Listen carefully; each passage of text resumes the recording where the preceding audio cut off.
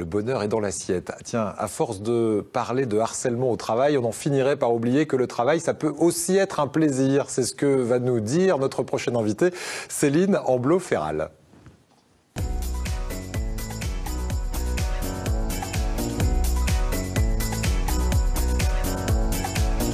Bonjour Céline Ambleau-Ferral, merci d'être avec nous. Alors vous êtes directrice des ressources humaines pour une maison qui est implantée ici dans la région aixoise, qui s'appelle Softway Medical. Votre société a reçu récemment le label Happy at Work. C'est de ce label dont on va parler dans un instant. Tout d'abord, quel est le cœur de métier de votre société ?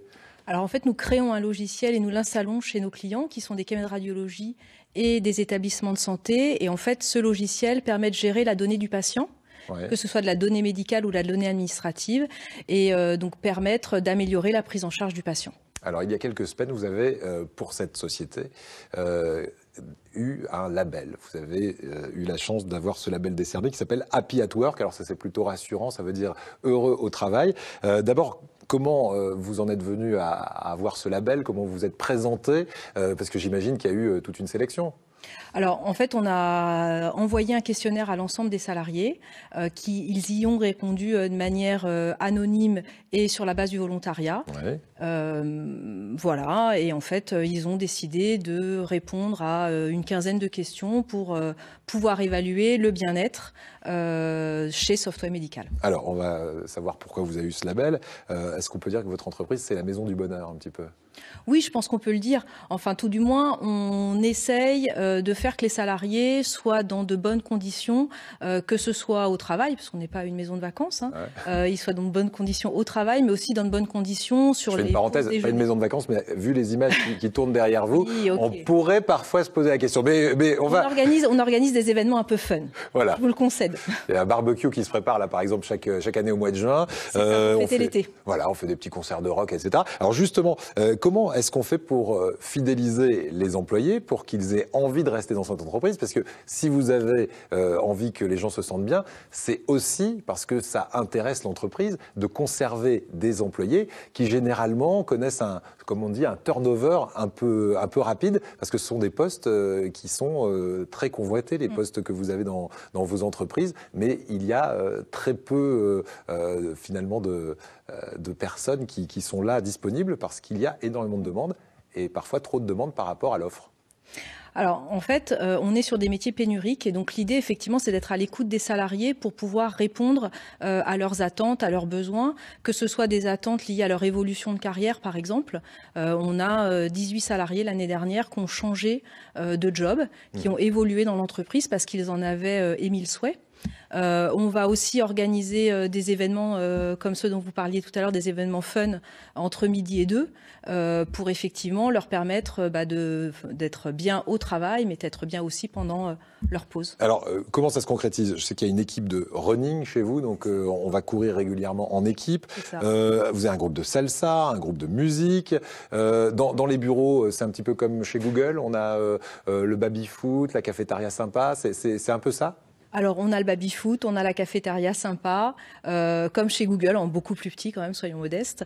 Et puis, on a effectivement des événements qui permettent de rassembler les gens, d'accueillir les gens.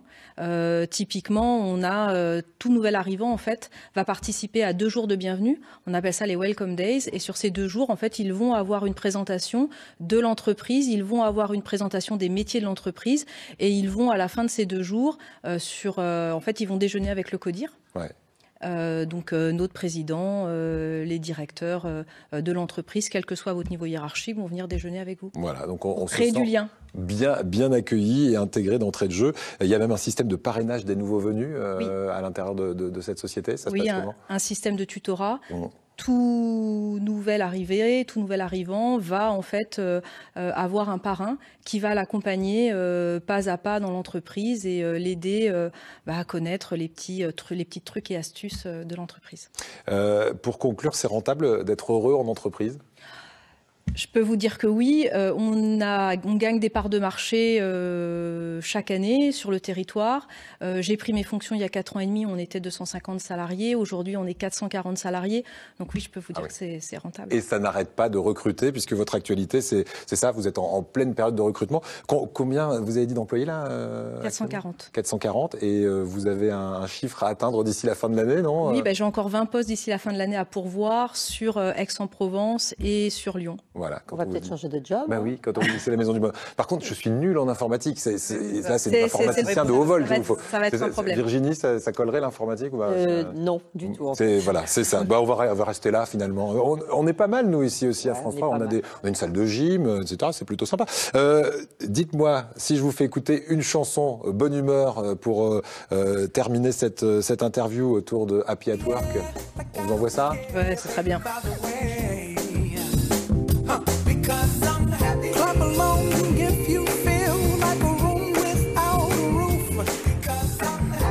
Pharrell Williams, bien sûr, Happy. Eh ben, écoutez, bravo pour ce label. Et puis, longue vie à cette société et Cocorico, puisque c'est dans notre région, Provence-Alpes-Côte d'Azur, qu'elle se trouve, Software Médical. Vous restez encore un petit peu avec nous, d'accord? On va faire ça. Merci à vous, Céline Blanc-Ferral.